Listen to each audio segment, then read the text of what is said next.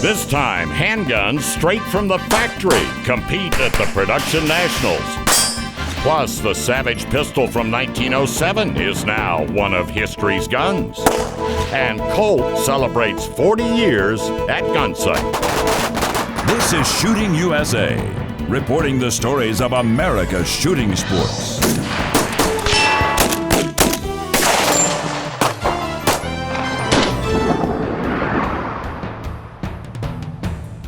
The United States Practical Shooting Association, the USPSA, created the Production Gun Division to make practical shooting more affordable for entry-level shooters.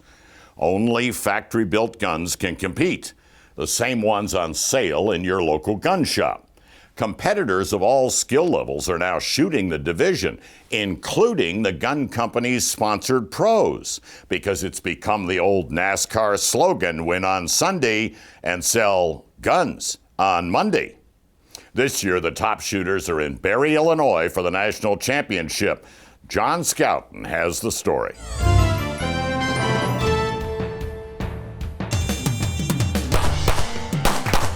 Paso Park in Barry, Illinois, the USPSA's Production Division National Championship is underway. It's practical pistol competition with essentially out-of-the-box guns, and that makes the Production Division both very popular and at the highest level, very competitive. Almost every gun company makes a gun that fits in Production Division, pretty much the way that you see it in their stores. And Production Division is the largest success story that USPSA has had in the last 15 years. It's rapidly becoming our #1 division, and in some areas already is. The major manufacturers have sent their best team shooters to fly the company colors. For Smith & Wesson's Doug Koenig, it's the simplicity that appeals to him. It's nice to come back to the basic guns, Performance Center, Pro Series, M&P pistol, For one aspect, it's nice just to not have to worry about all the gadgets and gizmos and extended mags and all that stuff. It's basic equipment that anybody can get, at Bass Pro Shop or any gun store, and it just fits in with everything, for the new shooter. And fit is exactly what every production gun must do at inspection. Draw your gun. The process starts with the box. Put an empty magazine in it, put it in the box. Put it over here on the scale for me. There is a specific weight for each firearm based on the manufacturer's specification. Then each shooter's ammo is fired from their own gun through the chrono to ensure everyone is making the required minimum power factor. 9mm is by far the most popular caliber. Because the Production Division is scored minor, accuracy is vitally important on the paper targets. The A zone is worth 5. The B and C zones are worth 3, and the D zone is worth 1 target point. The steel targets are all worth 5 points and must fall to earn the shooter the 5. This year, PASA is utilizing new partial hardcover steel, a new challenge for the shooters to deal with. As anything that's at PASA is always challenging. They introduced these new fancy hardcover steels, which has been hurting my feelings all day. The timer starts the action with an audible beep and stops when the last shot is fired. The best combination of speed and accuracy will take full match points for each of the 19 stages. The action for the men's super squad will kick off on the deceptively tricky stage called Barricade Drill 2. 2 paper targets partially covered by no shoots. Shooters will fire 4 shots on each, perform a required reload, and 4 more shots on each target. 80 points are up for grabs. This is a Virginia count stage, so there will be no makeup shots. Rob Latham will be first. Rob shoots the Springfield Armory XDM 5.25. That equipment and the accuracy Rob has built his winning resume on will pay dividends here. There's his reload, and it's all over in a very quick 7.34 with all 80 possible target points. Alex Good is next. Alex runs a Tangfolio Limited Pro. His grips are the Tanfo scales from Shooting Sports Innovations, and his front sight is Dawson.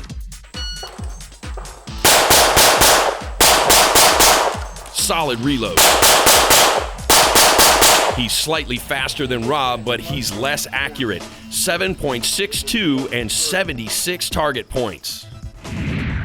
Team Glock captain Shane Coley is up. Shane's G34 sports an S3F Solutions barrel and a fiber optic front sight. Shane has the speed to overtake Rob, but his accuracy suffers. 72 target points will not get it done. Sig Sauer's Max Michel will be the fastest to tackle this stage. Max is running the Sig P320. Like others, Max has added grip tape to the frame.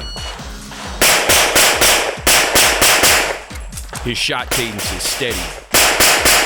It's all over in 6.49 seconds, but with just 70 target points, Rob locks up the stage win.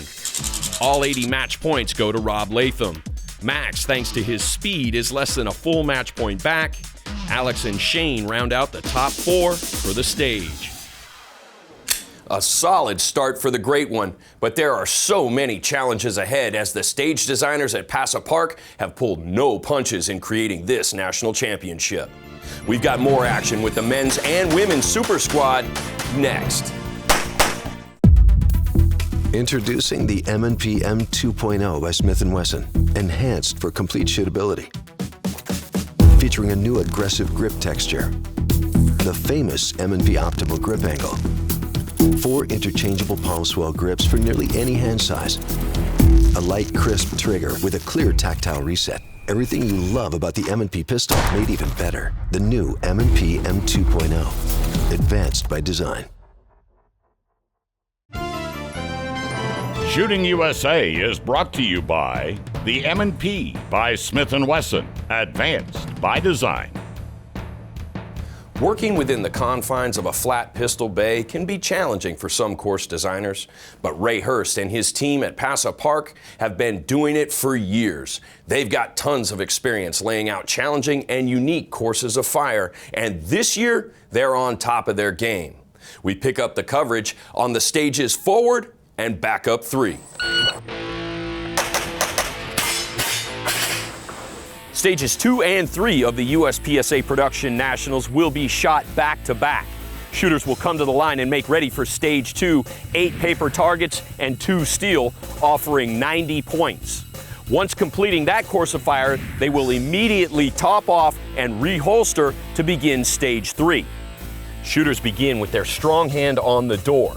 Opening the door activates the drop turner, which exposes itself 1 time. Shooters have to be quick on the draw or they risk losing the 10 points available in that 1 target. Stage 3 has 70 points, Stage 2 has 90 points, so there are some big numbers at stake here. Among the ladies' Super Squad, there are some notables. CZ shooter Sarah Taylor and Smith & Wesson's Julie Golub. But the one everyone is watching is Ashley Ruark. And as soon as the start signal sounds, you'll understand why.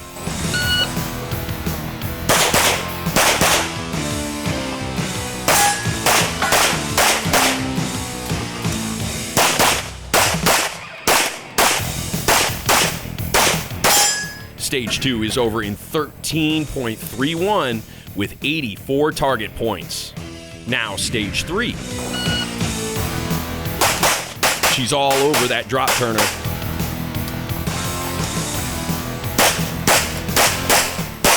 .54 and 66 target points give her the best combined match points for the stages.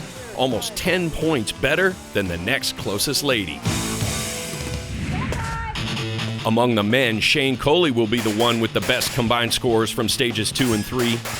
He wins Stage 2 outright in 9.90 with 88 target points. Stage 3 now.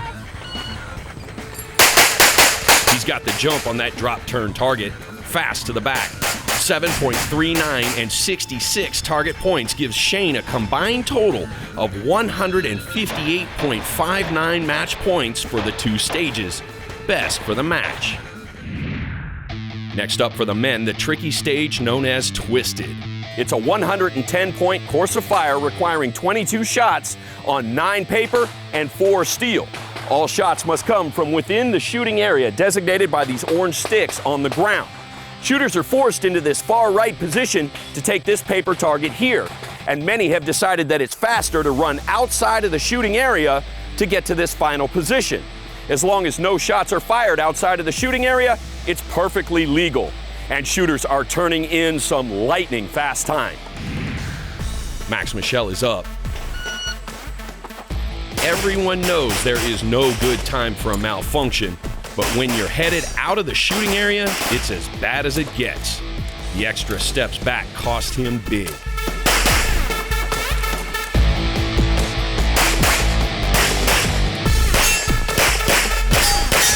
.98 is well off the pace. Are you ready? Alex Gut is next. There's the start. Into the first position, and there's his first reload. He's smooth through the middle. Second reload on the run. And he's 1 for 1 in the final position. Sal Luna is next. The young man from Nicaragua trains and works in Florida at the Universal Shooting Academy, and that's a winning combination. His run on Twisted is a good one. 16.37 and 104 target points edges Alex down 1 spot. Now it's Nils Jonasson. There's his first reload, and he's smooth through the middle of the stage. Final reload on the run. 1 extra on the hardcover steel adds a fraction of a second. Looks like I had probably 3 or 4 points down, 3 or 4 Charlies. So my whole match has been kind of up and down, so I just need to coast and be kind of flat the rest of the match. One shooter not looking to coast is Shane Cooley. And on Twisted, he's on another best for the match performance. 15.32 and 104 target points give Shane full match points for the stage. I think that was pretty good. I was really looking for A's, not really going for time, which I ended up getting, so I think it's going to end up being a good run. Top lady on the stage is once again Ashley Ruard.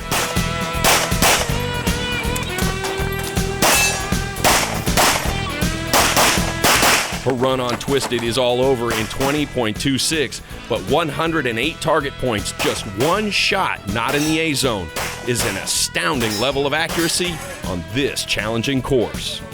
Went pretty well. You know, this match is really about trying to shoot a clean, solid match because there's 19 stages, so it's a really good run. A lot of A's, and I'm happy with it. She's right to be happy, but reserved. The match isn't over just yet. And in the men's division, a past champion has surged late to become a threat for the win. We'll run down the final stages next. Tradition meets innovation. Ready for any competitive arena. The new Colt Competition pistol, featuring dual spring recoil system, Novak's new adjustable rear sight and fiber optic front sight, competition ergonomics, national match barrel in 9mm and 45. Innovation at a competitive price. American made and only available at Colt stocking dealers. Colt, built one at a time, proven every round.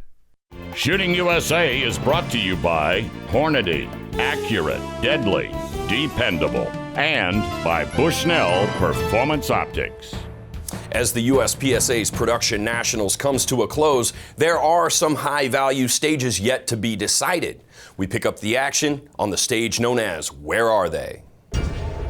There are 2 stages left for the men's super squad, and both offer big match points.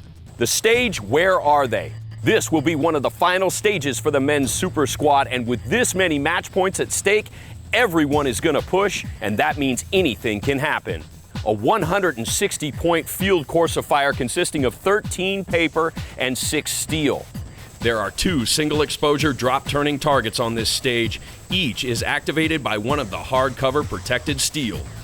Alex Gut has emerged with the slightest of leads over the rest of the field, and he's looking to extend that in these closing stages. There's the drop turner. A reload on the run.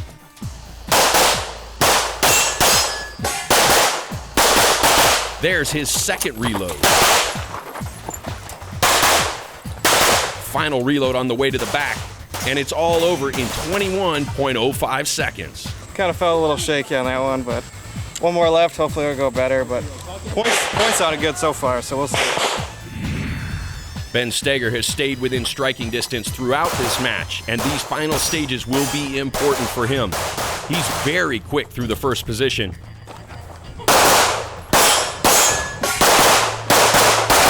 There's his second reload. One-handed on that window target.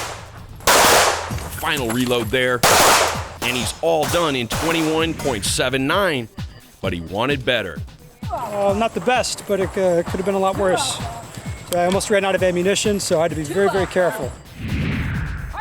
Shane Coley is fighting for every advantage at this point in the match. He is just behind Alex in the overall standings coming into this stage. And now is the time to close the deal. Shane is fast through the first array. One extra on the steal there. A quick slide rack on the reload. Through the middle, there's the final mag change. An extra on that steal adds time.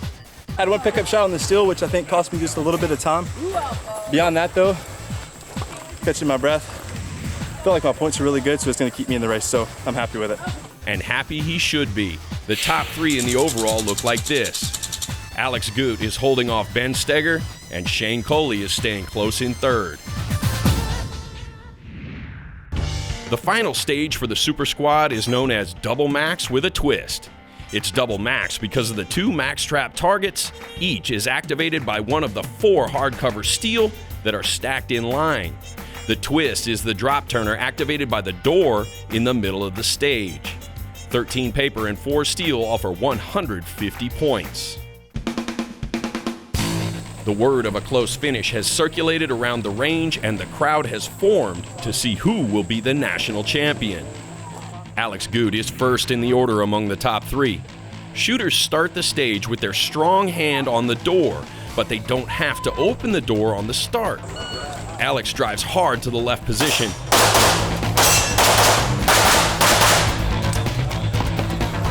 There's the door now and that drop turner. Final position now, and it's all over in 17.18 with 140 target points. Now it's Ben, and as close as he is to Alex coming in, the win is there for the taking. Into the middle section, there's the drop turner. Final reload. He has to go back to the steal, that hurts. The last shot flies at 18.80, well off Alex's pace. Shane will be the last man with a chance to overtake Alex. That was as fast as position 1 can be shot. To the door. Final reload there. 17.38 is a solid time, but 138 target points will not be enough. Here's the final with Alex Gut holding on and Shane overtaking Ben on the last stage for second overall. Our congratulations to Ben Steger, Shane Coley, and of course Alex Gut, taking his first USPSA National Championship. And in the race for High Lady honors, it's all Ashley Ruark, nearly 50 points ahead of Sarah Taylor. Randy Rogers rounds out that top 3. Still ahead, Jeff Cooper's legacy. Gunsight is celebrating its 40th anniversary. But first, Jim's back with the story of an old Savage pistol, not a rifle. The model of 1907 is next. Out of all you'll spend on shooting this year, this is the most important, a membership in the NRA. Join at shootingusa.com and I'll pay $10 for you. It's that important. I will always place the needs of the community, the needs of the mission, above my own. I will never accept defeat. I will never quit. Never fail a fellow officer. Never leave a comrade behind. I will never surrender. I am never out of the fight. You are bound by a higher calling. Demand the same from your gear. Blackhawk, honor as a way of life. Shooting USA is brought to you by Les Baer Customs 1911s, hand-fitted to perfection because you'll accept no less. Savage Rifle, in this case, the Model 16. Today's shooters know Savage as a rifle company, making quality, affordable rifles. But back near the start of the 20th century, Savage also made semi-auto handguns. And one of those was good enough to be competition to the 1911 in the Army trials to choose a new sidearm. It's the Savage model of 1907 that's now one of history's guns.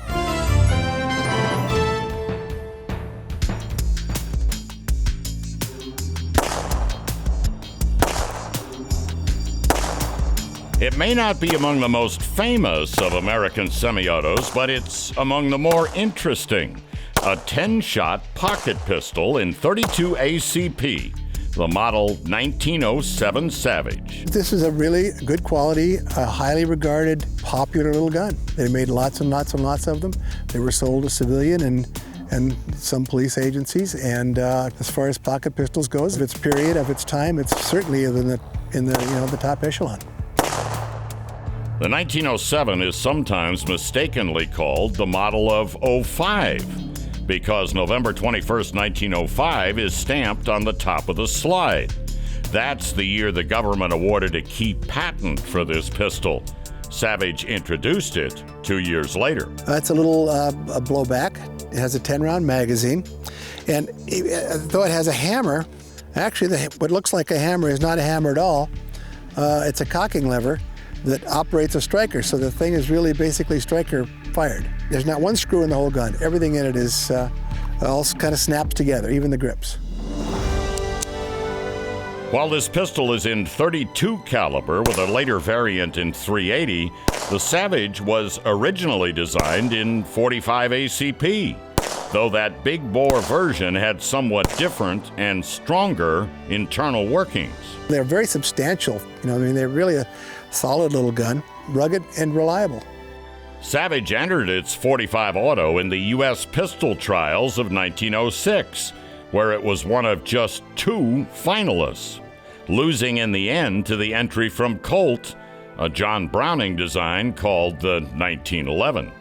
Savage responded by downsizing its sidearm and offering it to the civilian market in .32 ACP, or automatic Colt pistol. .32 ACP was designed by John Browning for his wonderful little Model 1900 Browning auto pistol, the first real practical pocket auto.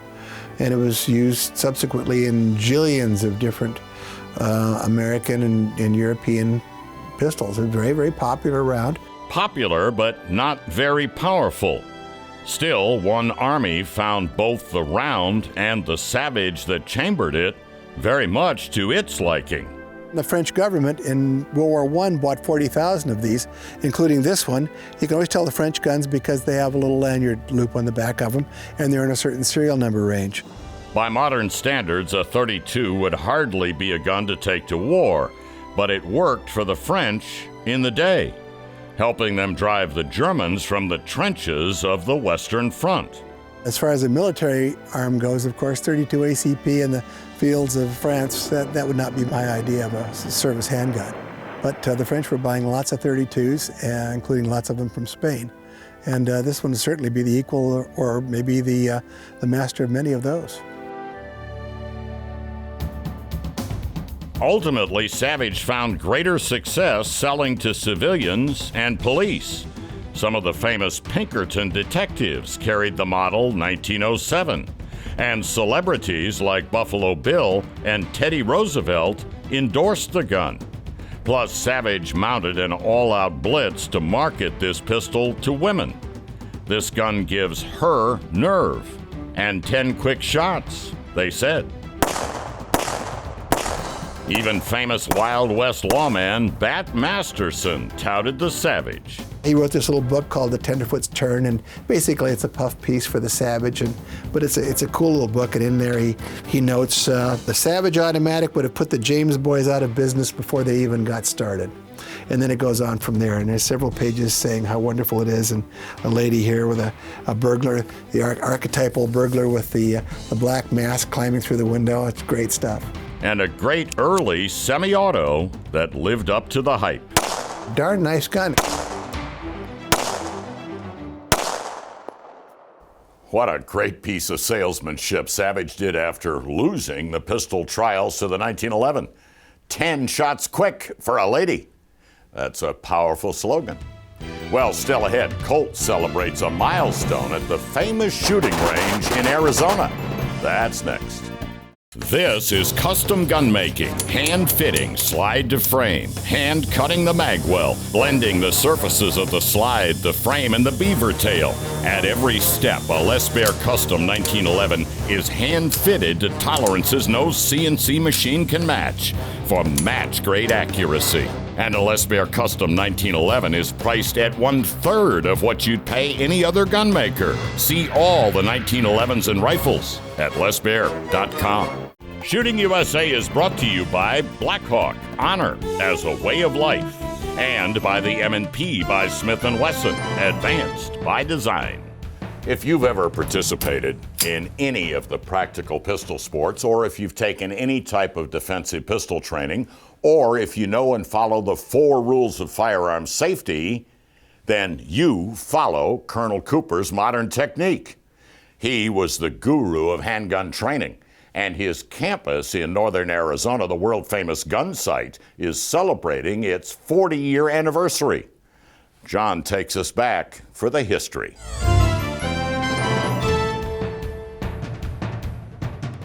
In the high deserts just south of Paulden, Arizona, just north of Watson Lake, sits 2,000 acres thought of as sacred ground to the shooting community. Everybody came to Gun Sight. This was Mecca if you were a gun guy. Single round to the head. Watch him. Combat Shooting's Holy Land is celebrating a major milestone this year. Gun Sight is turning 40. It was 1976 when the late Colonel Jeff Cooper and his wife Janelle moved here from California. It became quite evident that Jeff needed a place to teach. He needed his own school because he had traveled all over, but he didn't have his own campus. So we couldn't do it in California because, as you know, California's never been gun-friendly.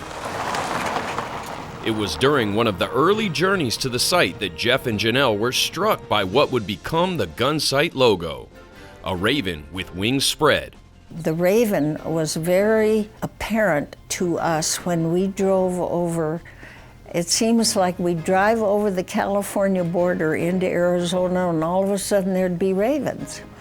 And that became an omen that we were entering the right country, the right area, the right territory, because it had ravens. And so he adopted it as a totem for Gun Sight. And today we have unprecedented access to the facility and the people that keep Colonel Cooper's Gun Sight alive. I'm Buzz Mills, and I'm the owner, CEO of Gun Sight. Buzz Mills is widely regarded as the man who saved Gun Sight from financial ruin. My financial people told me, said, you know, you're never going to make any money at this. And I said, well, okay, am I going to lose any? And they said, probably not. To me, I couldn't see Gun Sight going away. I just couldn't see it going away. Cooper worked too hard and on the development of modern technique. Jeff Cooper himself and his modern technique are the core assets of Gun Sight. The Colonel and Janelle were living in the sconce at the time, but he hadn't been teaching with the previous owner.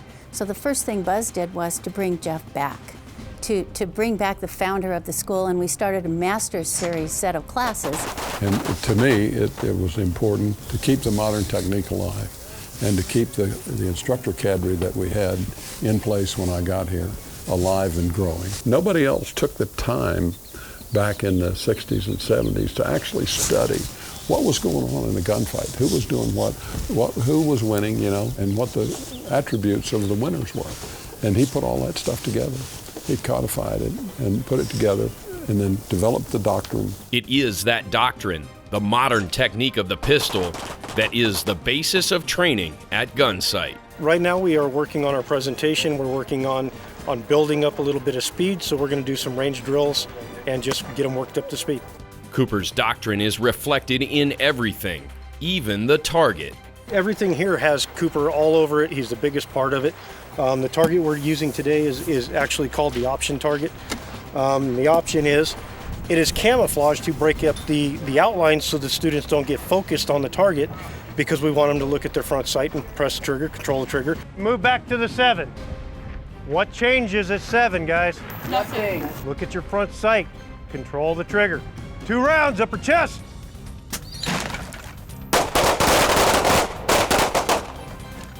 Line is safe. Do not react to the target. Okay, move forward, tape them up. Pick up anything you drop. You will notice the emphasis on safety. It is paramount at all times at Gunsight. Ready? And Safety drives everything that we do here, everything that we do. And our guys are well experienced. All of our instructors are highly experienced guys, and they've been, I won't even entertain an application from somebody unless they've been teaching for 20 years. This is the pinnacle of adult education. I mean, that's the secret to our success, is delivering a consistent quality product to the public. But it's not just the public. Gunsight instructors have trained many of the world's greatest warfighters. There's a picture in the classroom of Ollie North and Captain Steve Timmerland. And Captain Steve Timmerland was a medic over in Iraq, in Baghdad. And they actually put our Raven on their patches, on their uniforms, because they said when the Taliban at the time saw that Raven, they knew that they were very bad people. So we were proud of that. Proud for sure, just as Colonel Cooper would be, because all of what makes up Gunsight is of his own design, even his final resting place. That tomb is here on the property. It's a mausoleum. And Colonel Cooper built that mausoleum along with one of his instructors, Larry Landers, I believe.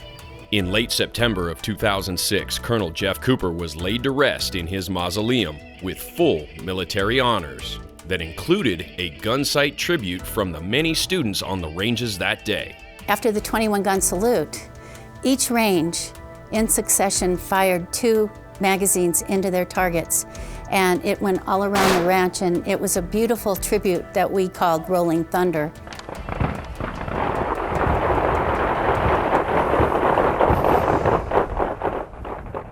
The legacy of Gunsight and the modern technique are not the only things Colonel Cooper left for future generations of shooters. His personal collection of firearms remains on display in his gun room. We'll see that next.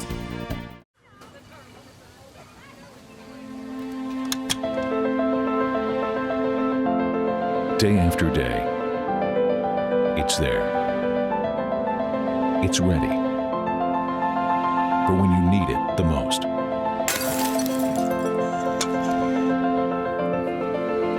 The Rapid Safe combines fast, touch-free ease of use with safety and security. The Rapid Safe from Hornady. Shooting USA is brought to you by STI and the continuing evolution of the 1911, and by Comtac, everyday carry holsters. It's a long-standing tradition at Gunsight for some students and friends to visit Colonel and Janelle Cooper's home, known as the Sconce. It's a living tribute to the man behind the modern technique of the handgun. And often a highlight of those visits is a chance to see Colonel Cooper's personal gun room. If Gunsight is shooting's holy land, this is the inner sanctum. I learned early on that the armory is the most important room in the house, and period. So I wanted to leave it that way. Colonel Cooper's gun room in his home, the Sconce, has been preserved just as he left it on the day of his passing. One part memorial, one part museum. There are real pieces of history on display here, like Colonel Cooper's knife collection, dating back to his service in World War II and before. And there is shooting sports history, the original handwritten bracket from one of the first leather slap events, with legendary names like Reed, Chapman, and Weaver in early practical shooting competition. The rifles chronicle Cooper's many hunts, and there are early representations of the Scout rifle design. Lightweight, medium caliber rifles fitted with long eye relief optics for ease of carry and fast target acquisition. Jeff Cooper had the vision of the Scout rifle, and he took it to Steyr, and Steyr created the Scout rifle. And now there are Scout rifles made by Remington, makes a kind of a Scout rifle. Of course, Ruger down the street from us makes a Scout rifle. Cooper's personal Steyr is prominently displayed, as are the guns he is most known to endorse, John Browning's masterpiece, the 1911. He was able to study that pistol and decide this is the one we can shoot accurately and quickly and powerfully and get these hits, but we can do it no matter the size or shape of the shooter involved. Ken recalls his first experience at Gunsight without a 1911. I came here as a young dark-haired deputy sheriff in the fall of 1990. I was a firearms instructor, and I came out here to take the 250 pistol class. That's where I learned I didn't know what I didn't know. And I was shooting a traditional double-action pistol then, a Smith & Wesson 645, because that was the sheriff's office issued duty pistol. And Colonel Cooper, of course, was a big 1911 proponent. At the end of the week, on Saturday morning, we'd have our school drills, and that's where they score to see how we did. And I had the only clean score, the only perfect score in my class, and I'm standing waiting, and he's coming down and he examines the target and he talks to the students, examined the target, and he looked at mine and he kind of scowled at me, and I thought, I don't know what I'm not seeing here. This is a good score. He looked at it, again, looked back at me, looked at my pistol and said, well, it's the man, it's not the gun. Which very self-aggrandizing to me, but it was one of those moments in life that I was grinning like the Cheshire Cat, as you can see in that old photo. Cooper's fondness for the 1911 is widely known, so it makes sense that there be a Gunsight 1911. Buzz Mills chose Colt as the manufacturer to partner with. I sat down with Colt early on. General Keyes was CEO at the time, another Marine, and about 04, I think, 03, and I said, I want you to build our guns for us. We outlined the features that we want to have on the pistol. So Colt said, yeah, we'll build them. And so, for the last 11, 12 years, they've been building them for us. It's another piece of the legacy of Colonel Jeff Cooper and Gunsight. I see overall a very positive outlook going ahead. As long as people keep having youngsters, we're going to keep on training them. Everybody that's in this industry, this training, construction industry, we were all somehow affected by Jeff Cooper. I'm in the generation affected directly, but most everybody has been trained or exposed to teaching philosophies or formats, something that came from Jeff Cooper and Gunsight. So he is, quite honestly, I think, a pivotal figure historically in what we know as marksmanship. Everything that the Colonel established was a doctrine of teaching that we still follow today. That's what we do. We teach good people to stay alive, and what a great legacy for Colonel Cooper to have left us with that alone. The constant reminder of the kind of life that I lived, married to Jeff Cooper, is a blessing. And up next, Janelle herself takes us on a once-in-a-lifetime tour through her home, the Sconce. Introducing the M&P M2.0 by Smith & Wesson, enhanced for complete shootability. Featuring a new aggressive grip texture, the famous M&P Optimal Grip Angle, 4 interchangeable palm swell grips for nearly any hand size, a light, crisp trigger with a clear tactile reset. Everything you love about the M&P pistol made even better. The new M&P M2.0, advanced by design. Shooting USA is brought to you by Colt. Built one at a time, proven every round. The Cooper's home was built as an exercise in tactically defendable architecture. Colonel Cooper wrote about the concept in his book, To Ride, Shoot Straight, and Speak the Truth. Today it stands as a living memorial to the man behind Gunsight, and it's still home to Janelle. So who better to describe the unique architecture that is the sconce? This was written by a friend who was a journalist, I would call him, who wrote very well, who observed and then put it down in writing. And he said in 1975, Jeff and Janelle sold their Big Bear house and moved to an undeveloped 160-acre piece of land in the high desert near Paulden, Arizona. They named it Gunsight Ranch. The Coopers built their house in the southwestern style with a red tiled roof, walls that resemble adobe, and a spacious, sunny balcony, which Jeff called a terrace, looking out over rolling hills sparsely covered in juniper and cactus. He dubbed it the sconce, a word that means a small fort, among other meanings. And it was designed along architectural principles Cooper had picked up in his travels to Rhodesia and Latin America, where home invasions were a serious threat. It is set into a hillside, so there are no windows at ground level. Jeff called the ground level the lower deck because he was on board a battleship during World War II. So you didn't have a lower floor or anything, you had a lower deck. And the main deck, of course, was the main deck, and then his office was a crow's nest. The tiled roof is fireproof, and the walls, built of cinder block, provide cover from small arms fire. To approach the front door, you must stand in a recessed entryway, exposing your back to a firing slit in the wall behind you. In fact, there's no point on the outside of the house that is not covered by a projecting bastion with firing ports. Jeff's office is a small room atop the roof that commands a view in all directions. From inside the house, the office is accessible only by a spiral staircase, very hard to rush.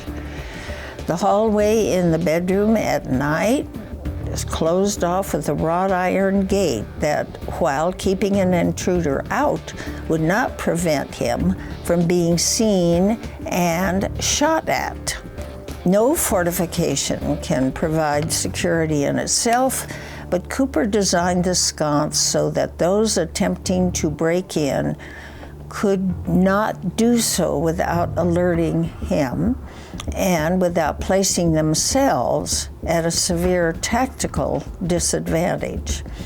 In the event of a break-in, Cooper said that he would call the police, but only so they could write their report and help clean up the mess. Write a report and help clean up the mess. Colonel Cooper certainly had a way with words. Special thanks to everyone at Gunsight for helping us tell the story. But coming next, it's one of Colonel Cooper's most famous drills, the El Prez. Ken Hackathorn adds a twist. Out of all you'll spend on shooting this year, this is the most important, a membership in the NRA. Join at shootingusa.com and I'll pay $10 for you. It's that important. On March 29, 1911, the Armed Forces adopted a pistol that would change the world. For decades to come, men and women relied on the most trusted pistol in history as they fought the toughest battles to protect our freedom. Today, we celebrate another great victory, introducing the all-new Colt Competition pistol, designed for heroes, created for champions. We didn't just make history, we're still making it. Shooting USA is brought to you by Les Baer Customs 1911s, hand-fitted to perfection because you'll accept no less. The El Prez shooting drill. Start with your back to the threat, turn and engage 3 targets, 2 hits on each, reload, then repeat. It's effective training for faster reloads and for shaving off time. We've seen it done many times, but Colt Combat Unit member Ken Hackathorn has a new variation he calls the Triple Prez.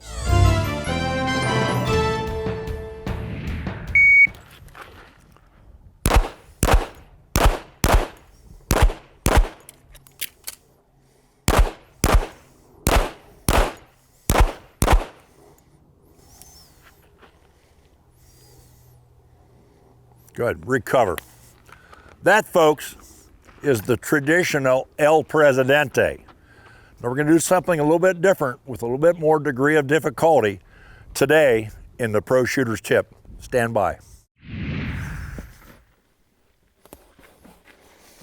Now our next drill is what I call the Tri-Presidente. It's a little bit different than the traditional El Presidente.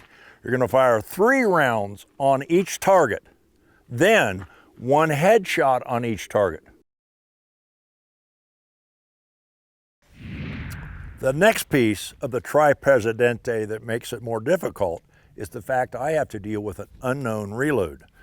Daryl's downloading my magazine right now, and he's going to put in it somewhere between 6, a minimum of 6, and a maximum of 10 rounds.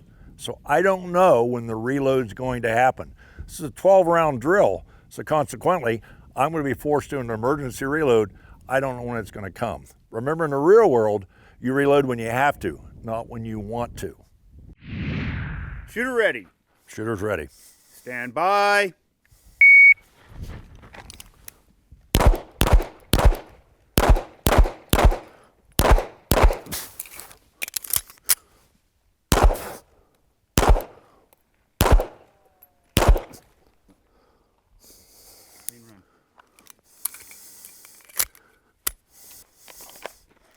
That was the Tri-Presidente. Scoring is a 20-second pass fail. Now understand, 17 seconds to 20 is a D, that's passing. 14 to 17 is a C, okay. 11 to 14 is a B. If you're 11 or lower, that's an A. Now remember, your time plus 1 second added for every point you drop. Go to the range, check it out. Sub 11 to score an A. That's going to take some practice. And if you want to do that, there is a transcript of the Triple Prez at the website under Pro Tips, plus more information and links for Gunsight and the USPSA Production Nationals. Find it all at shootingusa.com. For all of us, I'm Jim Scouten. Shoot safely, shoot often, and keep them in the 10 ring.